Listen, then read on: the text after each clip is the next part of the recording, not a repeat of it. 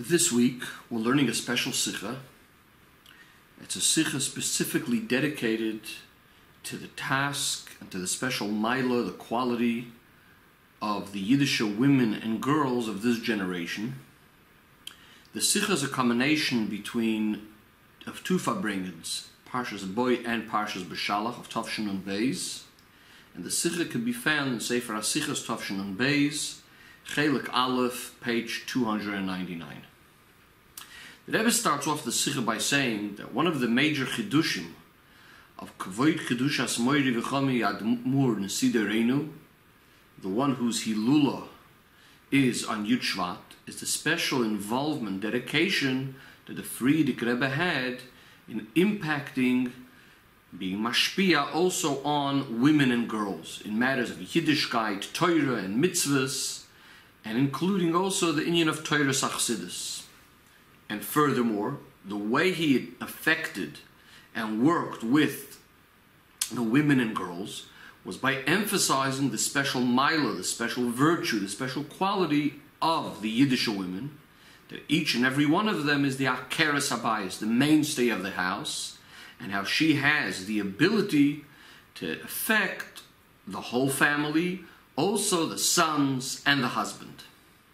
The source for this, the basis for this special quality of the women is, as explained in a famous sikha of the Frierdiker Rebbe, regarding the fact that we find women coming before men, preceding men, in a number of very, very important matters of Klal Yisroel.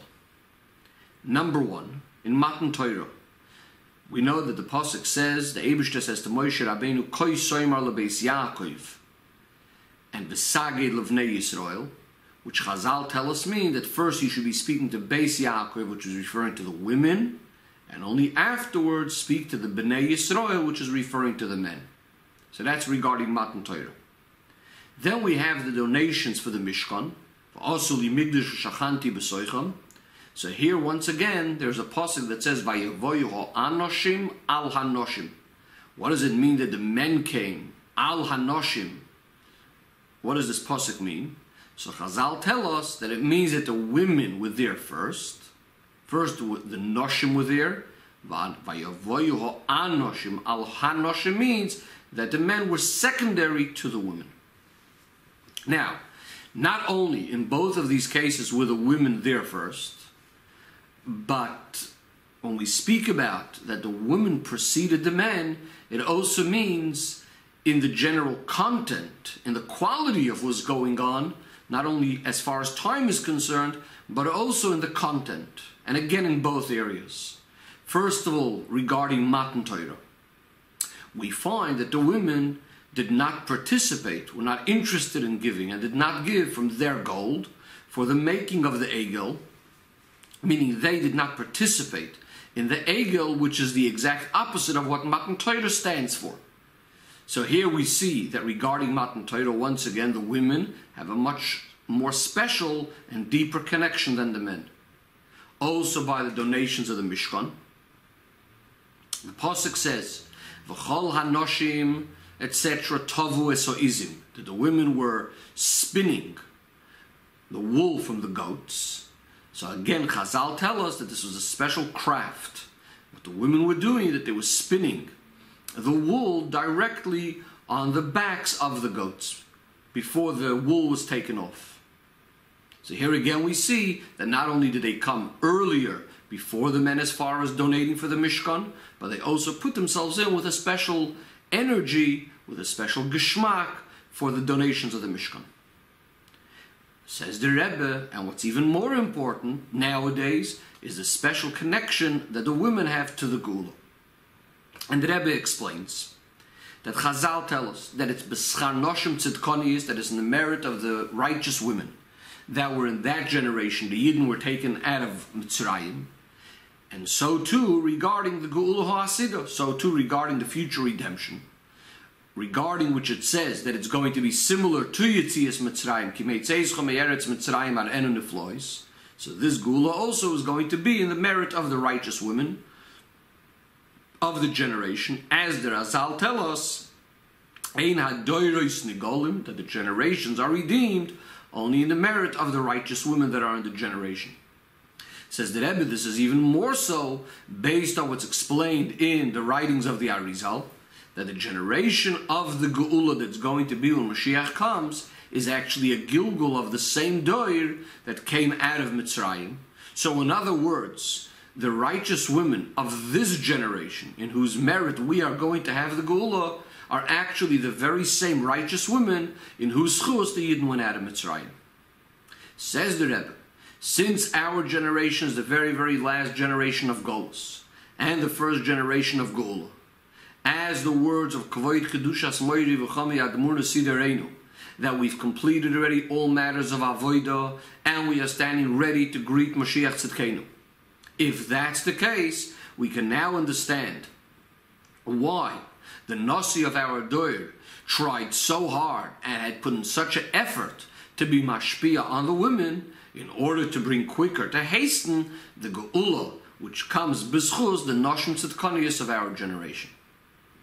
Says the Rebbe, to add another point, that the special quality of the Yiddish women is emphasized not only in the fact that they bring the Geula, but also within the Geula itself, as it is known and explained in the Sforim of Kabbalah and Chassidus, that La'asid Lavi, when Mashiach is going to come, it's going to be revealed the special quality of the Sphira of Malchus, which represents the recipient, representing the woman. It's going to be revealed how the Sphira of Malchus, seemingly the lower Sphira, really its root is higher than all of the other Sphiras. The Sphiras that represent the Mashpia, the giver, the man. As the Pasuk says, Nekeva Tesoiviv Gever, meaning the woman will surround, or in a sense be higher than the man. Or in the other Pasuk, Eishes Chaya Lateres Baila, the woman of valor is the crown, once again higher than the husband. Says the Rebbe in Siv Beis, Via Shloimar, this idea, the special chashivus and the special emphasis, the focus on the woman, is also emphasized in connection to the Yom Hilula of the Frierdiker Rebbe, which we know what's the idea of a Yom Hilula. This is the day that represents the culmination, the shleimus of the Avodah during his lifetime in this world. Where do we see the special connection of the Frierdiker Rebbe and Yud Shvat to the whole idea of the Avodah of women? Says the Rebbe, the mimer that the Frierdiker Rebbe gave to be learned on Yud Shvat of Tovshin Yud, the day that was his Yom Hilula, starts off with the words Bosi Legani Achoisi Kala. So first of all, the Rebbe says the mimer was originally given out by the Frierdiker Rebbe in connection to a yahrzeit of a tzaddikus, the yahrzeit of the Frierdiker Rebbe's grandmother, Rebbetzin Rivka, Nishmas Eiden Schusa Yagan Aleinu, her yahrzeit on Yud Shvat. The second mimer in the Hemshech of Bosi Legani, the mimer HaYesheves Beganim, is also given out in connection to a yahrzeit of a great tzaddikus, the yahrzeit of the Frierdiker Rebbe's mother, Rebbetzin Shterna Sarah, Nishmas Eiden Schusa Yagan Aleinu, which is on Yud Gimel Shvat, which right over here we already see the special connection of the Frierdiker Rebbe's own Hilula, the day of the culmination of his Avodah, is immediately connected with the yahrzeit of righteous women, of Tzidkoniyos, both the Frierdiker Rebbe's mother and grandmother, the wives of Neshei Yisroel, the wives of the Rebbe Maharash and the Rebbe Rashab. Just to point out that in Ha'ara 25, the Rebbe points out that also the yahrzeit of the Frierdiker Rebbe's daughter, once again another tzaddikus, Rebbetzin Chaya Mushka, the Rebbe's Rebbetzin, is also within 10 days of Yud Gimel Shvat, the day of Chav Beis Shvat.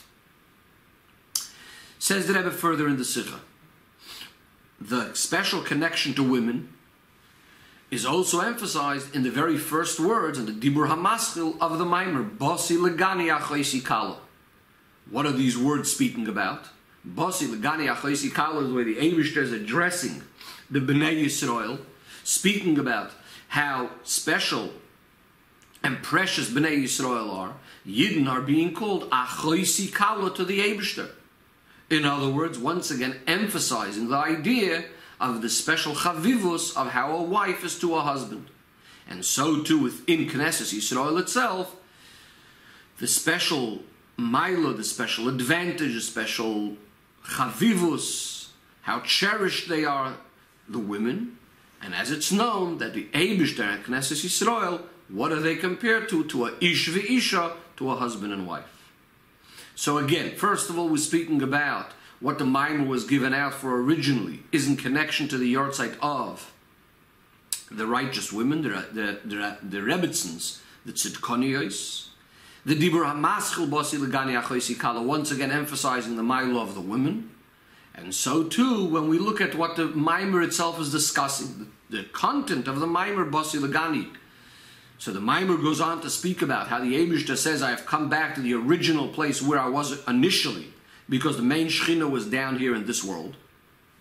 The Maimer speaks about the idea of bringing down godliness into the world to make a dira b'tachtoinim through the avodah of Yidden.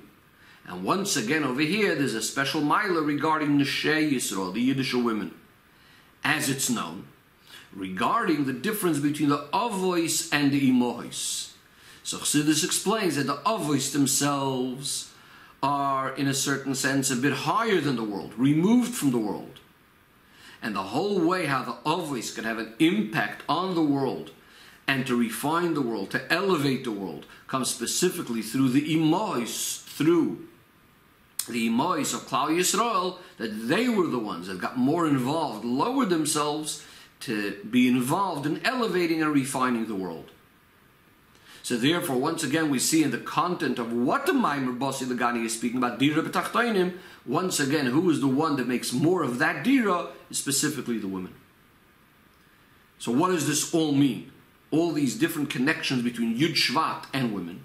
So the Rebbe says that to put this in a little bit of other words, the culmination of the Avodah of the Nosi Hadoir on the day of his Hilula represents also the culmination of the Avodah of the whole Doir, because HaNosi Hu HaKoil. So if we're saying it's the culmination of the Avodah of the Nosi, it also means the culmination of the Avodah of the whole Doir.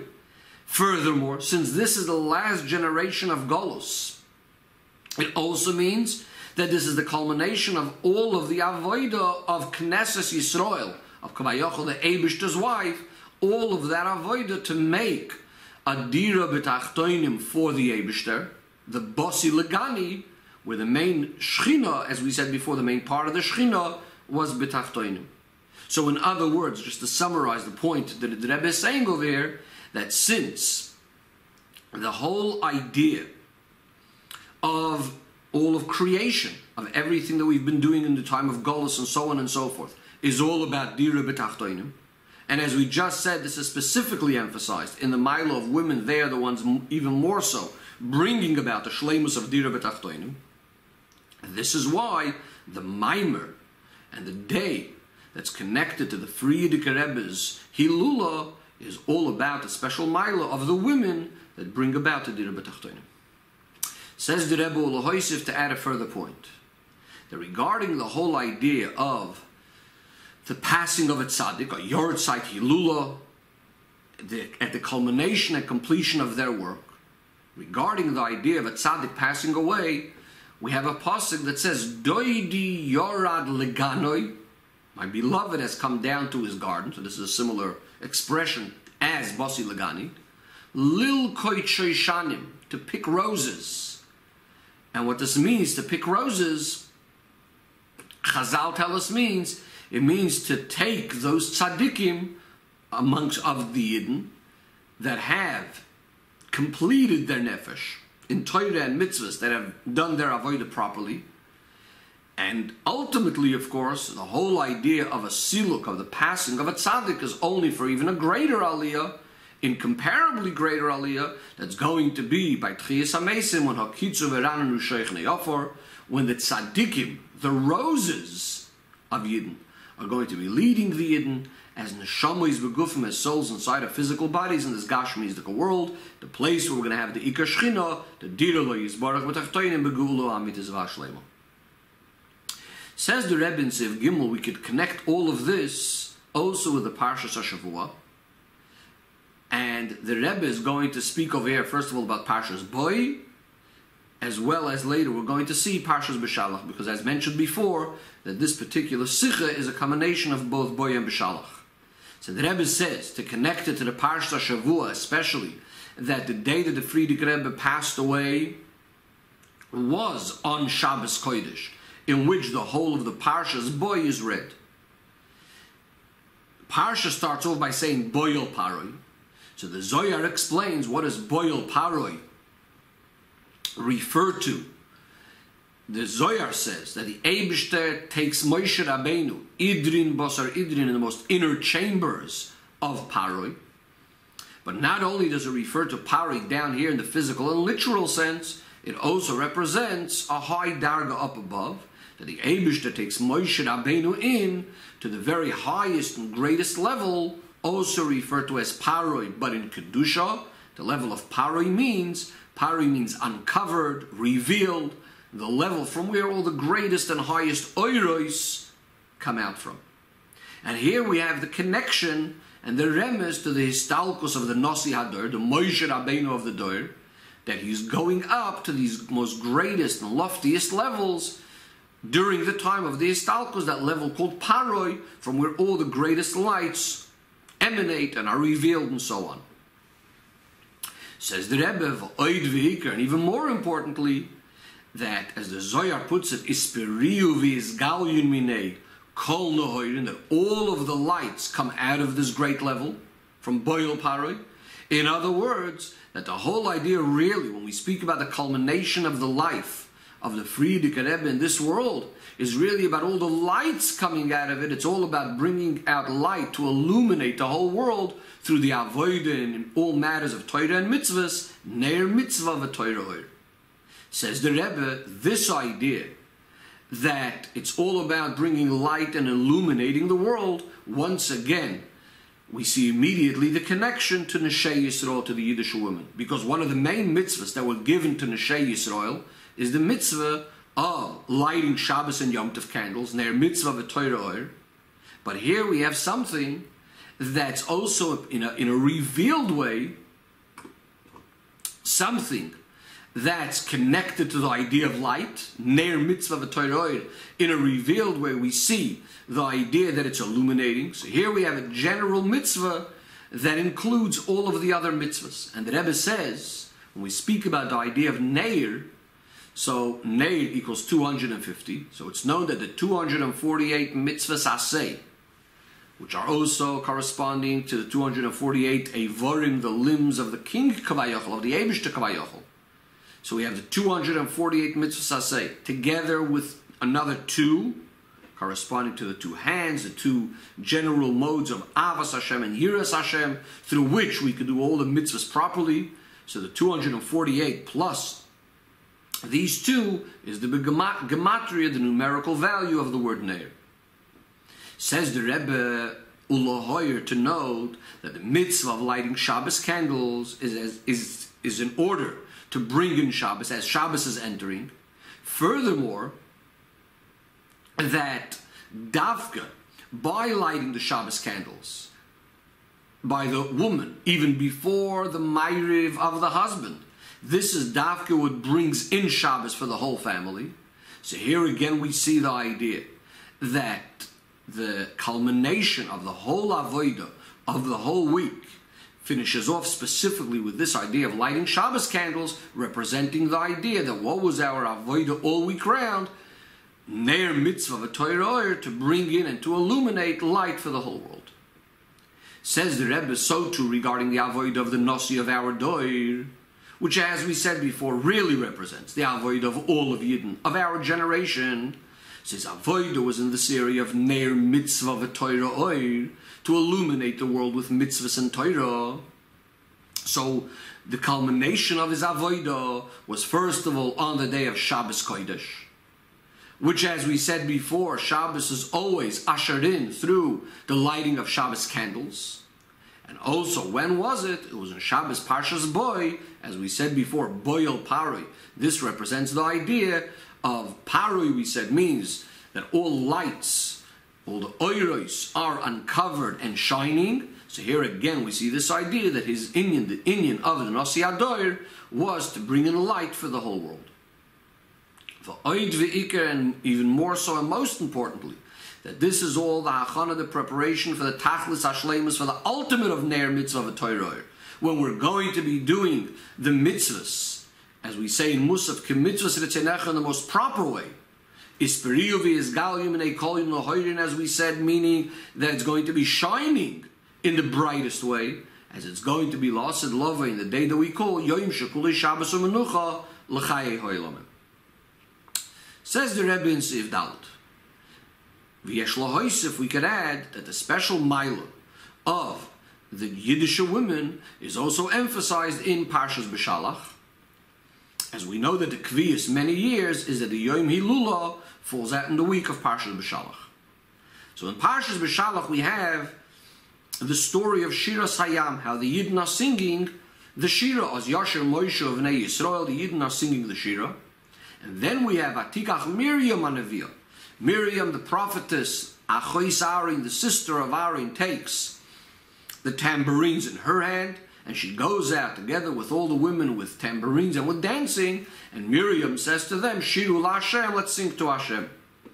Here again we see immediately the special mila of the Yiddish women over the men, that their singing, their involvement in the simcha was with a much greater simcha, besupim of the machoilos, as the pasuk says, that it was davka them that were dancing with the tambourines and dancing, to such an extent.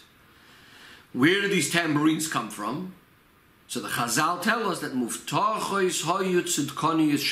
these women, these righteous women of the generations, were so sure that the Eibishter is going to do miracles for them, that they prepared and they took out tambourines from Mitzrayim with them.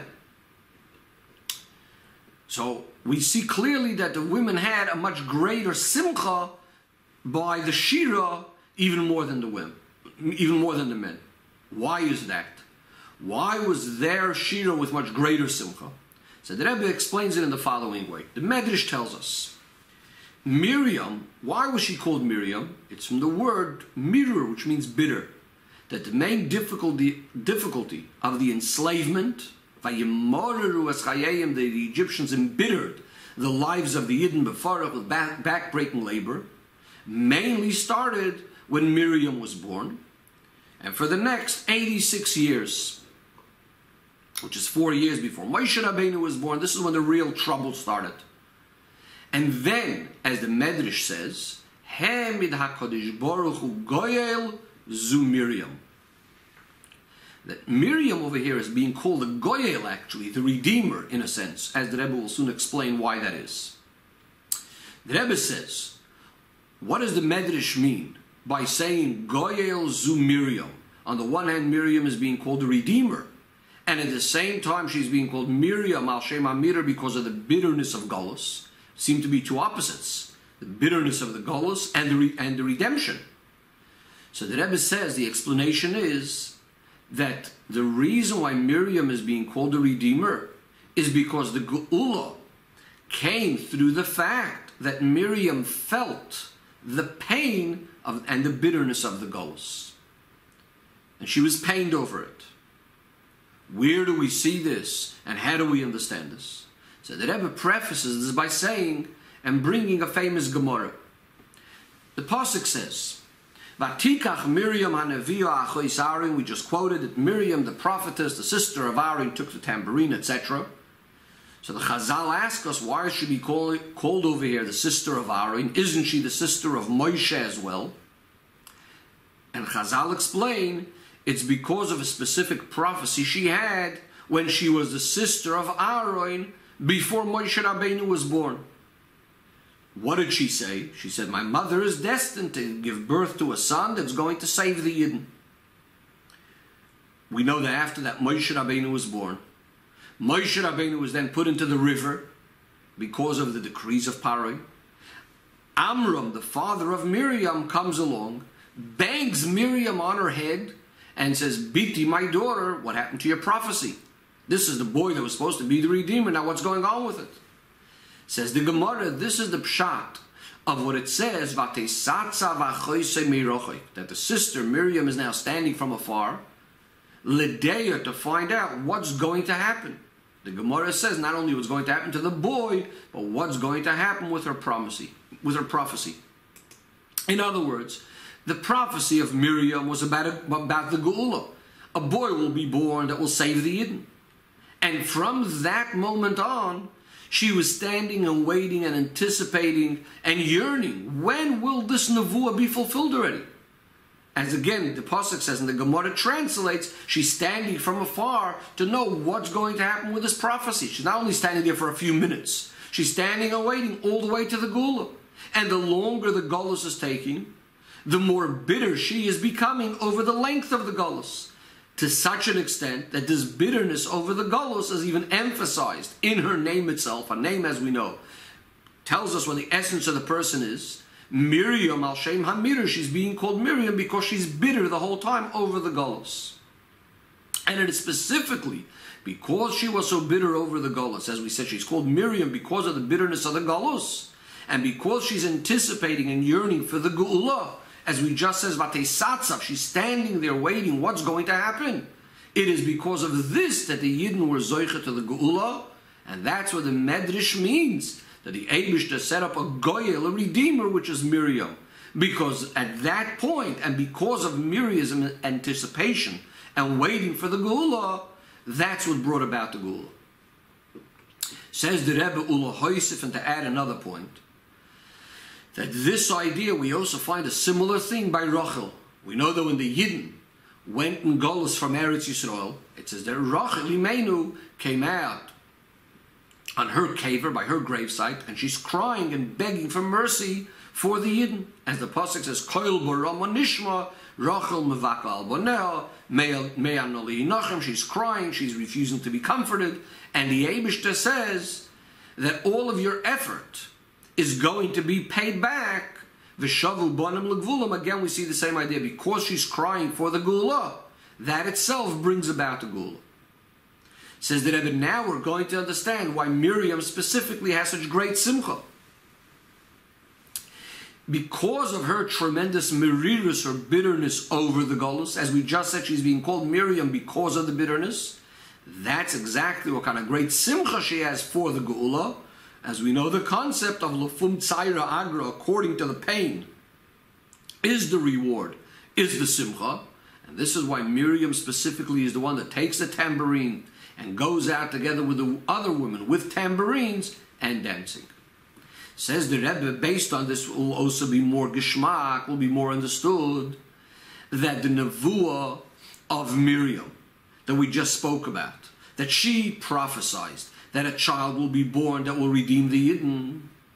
Where is there any hint to this nevuah? Specifically in the Shira of Miriam, where we said that Vatikach Miriam Haneviyah Achois Aaron. She's being called over here specifically the prophetess, the sister of Aaron, as we said, because it's when she was the sister of Aaron that she had the prophecy, and she now takes out a tambourine, and she goes dancing, and so on and so forth. Why is it specifically over here that the Pasuk is hinting to this nevuah? Because when the Yidden saw the Egyptians dead at the side of the sea, and right now there's no longer the fear of Egypt on the Yidden, it's at this point that Miriam's nevuah was fulfilled properly about the Geula of the Yidden, and therefore right now the simcha could be complete with all the tambourines and the dancing and so on.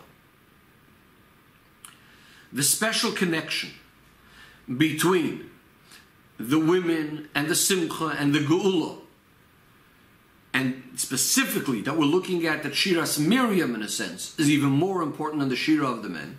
Says the Rebbe in Sif Hey, we see all of this emphasized even more when we look at the Haftorah, which in a sense the Haftorah is considered the culmination or the completion of the Parsha, which the Haftorah is with the words Vatosha Dvoira, the Shira of Dvoira. And the Rebbe explains, even though in the Parsha itself we read about the Shira of the men, of Moshe B'nai Yisroel, we also read about the Shira of the women, of Miriam and the women. Nevertheless, what do we read in the Haftorah? Not about a Shira of men, which we could have done, as we do on Shvi Shal Pesach. We read the Shira of David HaMelech. Instead, we read the Shira of women, the Shira of Devoira. One of the reasons for this is is exactly what we were saying before, because the Shira of Miriam, in a certain sense, is more important or greater than the Shira of the men. As we said, she did it besupim of Mecholos. And therefore, in the Haftarah, when we want to have something similar to the Parsha, we're specifically focusing on the Shira of the women. Says the Rebbe, based on what it's known, that the whole idea of why Haftarah was established is really because of a concept of Golos. There was a certain time that there was a Gzeira that the Yidden shouldn't read Torah. And instead what the Yidden went ahead and did was that they read Navi, things similar to the Parsha. Says the Rebbe, if that's the case, when we look at the Haftarah and we say that the Haftarah specifically is speaking about Vatoshar Dvoira, so in other words, it's even more so in the Haftarah that we see the special quality of the women, because here we're only speaking about the Shira of women rather than men. Says the Rebbe, because this is specifically Negeya in the time of Golus. As we just said, the Haftarah was established for the Inyan of Golus. In other words, emphasizing the idea of the women is even more important than mainly in the time of Golus. In other words, that the special mile of the Neshei Yisroel, the Tzidkanios, these righteous Jewish women, similar to Dvoira in the time of Golus, because it is specifically through the avodah of the righteous women in the time of Golus that the Geula is going to come. And now the Rebbe is going to explain more specifically about this special Haftarah of the Shira of Dvoira. So the Rebbe says, more specifically, when we have a look at the Haftarah, we see a number of things that are the main avodah of Neshei Yisroel, in which schus the Geula is going to come. And the Rebbe points out a few things. Number one, Haftarah starts off with the words of Dvoira Isha Neviah, Eishes Lapidos. Dvoira was a prophetess. She's called over here the wife of Lapidos. Chazal tell us, why is she called Eishes Lapidos? Because she would make wicks for the Beis HaMikdash. Mikdash over here is referring to the Mishkan of Shiloh. So this is first of all about Dvoira herself, but this is also a lesson to all of us, because similarly in the private Mikdash, in the house of each and every Yid, this is a reference to the special avodah of Neshei ubnos Yisroel in lighting Shabbos and Yom Tov candles to illuminate the whole house, and through that the whole environment and ultimately the whole world, similar to the wicks in the Beis HaMikdash that Dvoira made, which illuminated the Beis HaMikdash and the whole world, as we know that from the Beis HaMikdash light came out to the whole world. So this is point number one. Dvoira Eishes Lapido is a reference to illuminating the world through the light of Torah and mitzvahs. Point number two. The pasuk says, "V'hi yosheves tachas toimer Dvoira." She was sitting under this palm tree called Toimer Dvoira, the palm tree of Dvoira. So once again, the Chazal tell us why specifically did she sit under this palm tree. This was because of yichud. That is, since a palm tree is very, very tall, so there isn't much, there's no branches lower down, there's no shade right under the tree, and a person could sort of not seclude himself with Dvoira under that tree, as would be the case if she was in a house. So she made sure that there was never any questions about yichud, about being alone with a man when she was judging Bnei Yisroel, etc. So this, of course, emphasizes the idea of tznius, which we know, the idea of kol kvuda bas melech pnimo, the whole idea of a woman to be private and tznius and so on. And again, this is emphasized specifically through this idea of Dvoira sitting under this palm tree. It's also emphasized further in the Shira of Dvoira, where the pasuk says, "Minoshim ba'oihel tevoirach." You should be blessed from the women of the tent. And again, Chazal tell us who are these women of the tent being referred to over here? Sarah, Rivka, Rachel, and Leah, upon whom of all of Beis Yisrael stands. Says the Rebbe, based on this we could also understand the end of the Haftarah, that says Vatish koitar etzar boim shana, that the land rested, was in peace for 40 years. Now, even though this isn't anymore from the words of Dvoira, it comes at the end of the Shira. The Tanakh is telling us that after all of this story with Dvoira, now there was peace for 40 years. because here we have a hint of the idea that it's dafka when the Yiddish women act in the way of Devorah, as we just said. It is through this that we come to Vatishkoi Ta'aretz, that the land could be resting and peaceful until the ultimate Vatishkoi Ta'aretz, when we go into Eretz Yisroel, the complete Eretz Yisroel, the land of 10 nations, which is also actually connected with the idea of our Boim Shono. 40 years, because the idea of 40, the Rebbe explains over here, related to the letter Mem. We know the concept that there's a pasuk L'marbe hamisra u'l'sholoim ein kates, which is speaking about that there will be lots of rulership and unlimited peace, a pasuk referring to the time of the Geula.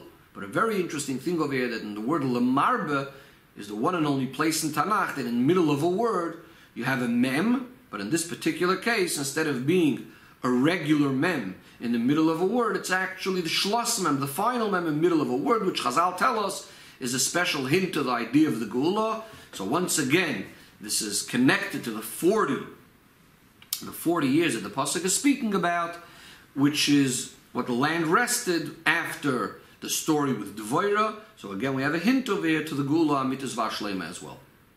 Says the Rebbe in Seif Zayin, in all of this is a special lesson, and a sinas koyach, giving special koyach to the avoid of the Yiddish women and daughters of our generation.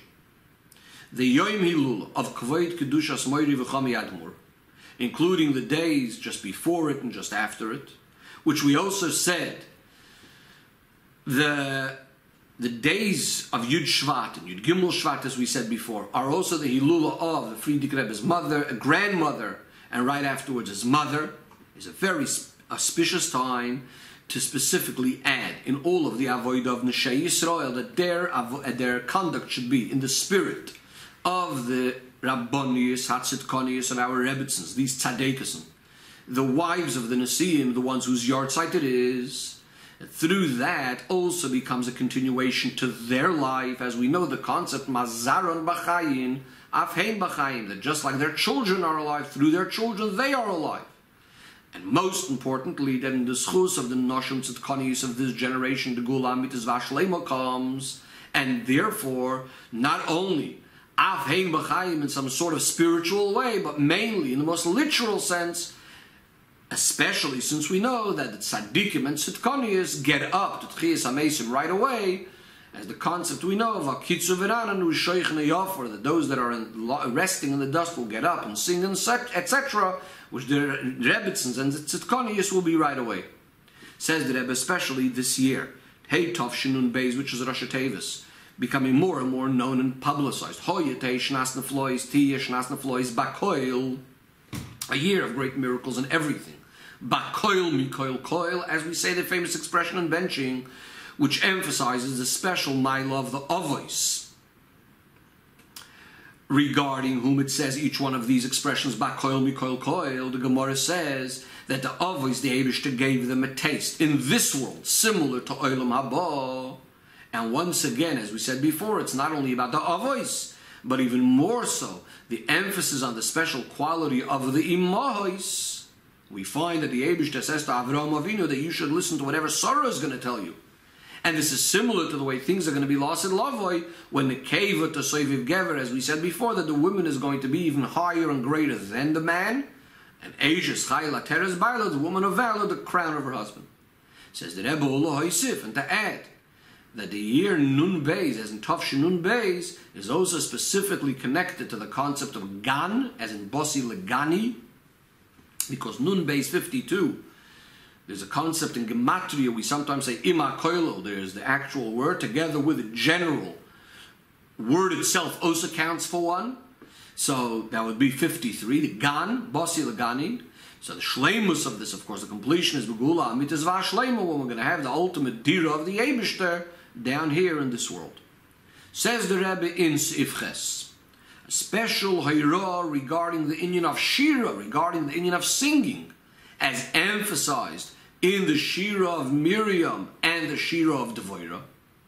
That itself also has a special lesson, an important lesson to us.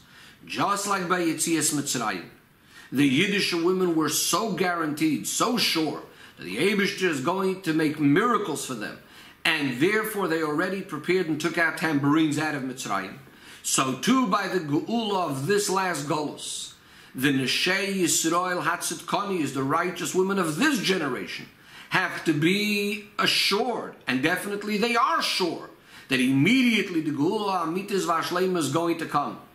And they are so certain about this that immediately in the last moments of Golus, they are already preparing the Shira, the singing. And the Rebbe immediately points out in the footnote, obviously with the greatest measure of tznius, as the lesson we learned before from Dvar, but they're already preparing themselves for this with the singing and with the tambourines and with the dancing, already doing all of this because of the imminent coming of the Geula Amitis V'Ashleima.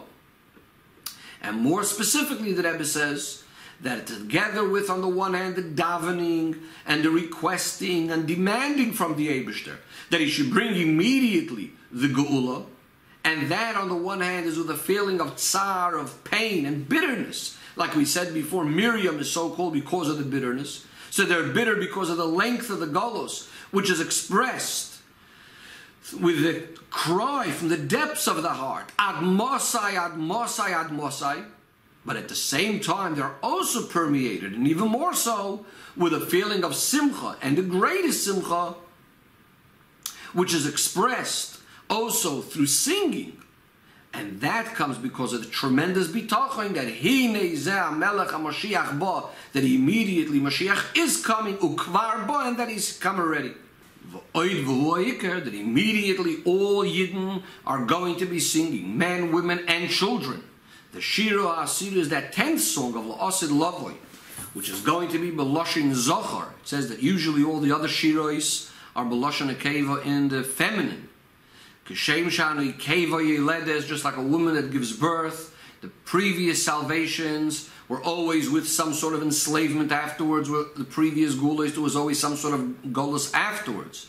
But the Shua HaSida, the salvation of the future, is going to be in a way that afterwards there is no enslavement, there's no Golus at all, and that's why it's called Beloshin Zohar in the masculine, as we say Shiru LaHashem, Shir Chodosh, which Shir Chodosh over here is Beloshin Zohar.